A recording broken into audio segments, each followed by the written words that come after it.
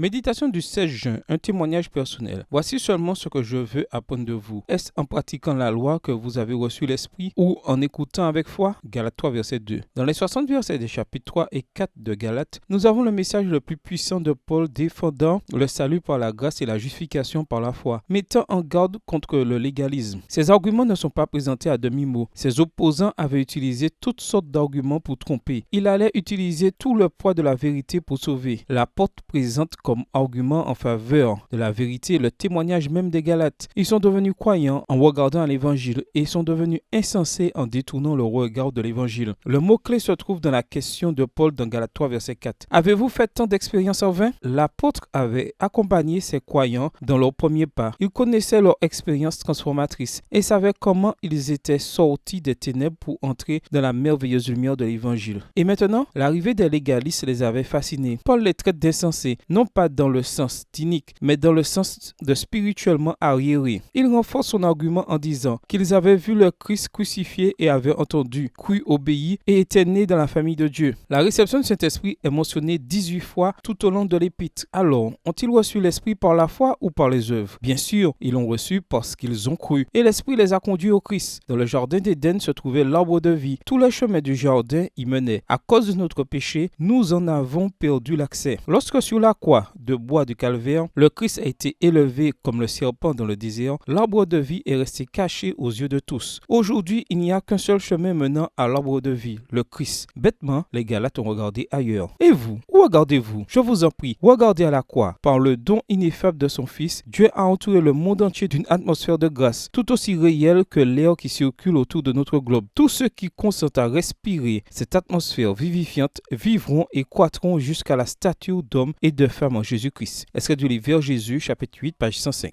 Bonne journée à vous et que le Seigneur vous bénisse.